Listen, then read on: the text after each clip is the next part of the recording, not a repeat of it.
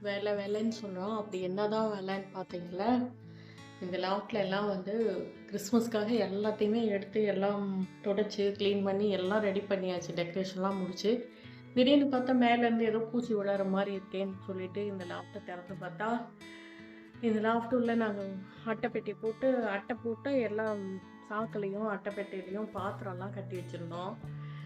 அது என்ன ஆச்சுன்னா, ஏற்கனவே நாங்க கரையான் மருந்துலாம் வீடு ஃபுல்லா இப்ப தான் ரீசென்ட்டா அடிச்சோம். அது பக்கத்து காலி இடம் இருக்கிறதுனால, அங்க இருக்கிற கரையான் வந்து இப்ப தண்ணி தேங்கி நின்னு, அந்த காலி இடத்துல அதுல இருந்த கரையான்லாம் செவுத்து மேல ஏறி, மேல வழியா கீழ வர்றதுக்கு மருந்து அடிச்சிருக்கிறதுனால, மேல வந்து லாஃப்ட் வழியா உள்ள வந்துருச்சு எல்லாம். லாஃப்ட்ல உள்ள வந்துருச்சு.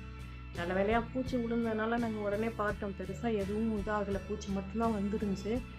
திரும்ப மறுபடியும் கரையான்காரங்க கூப்பிட்டு எல்லாத்தையும் எடுத்துட்டு, இப்ப கரையான் மருந்து அடிச்சு வச்சிருக்கு.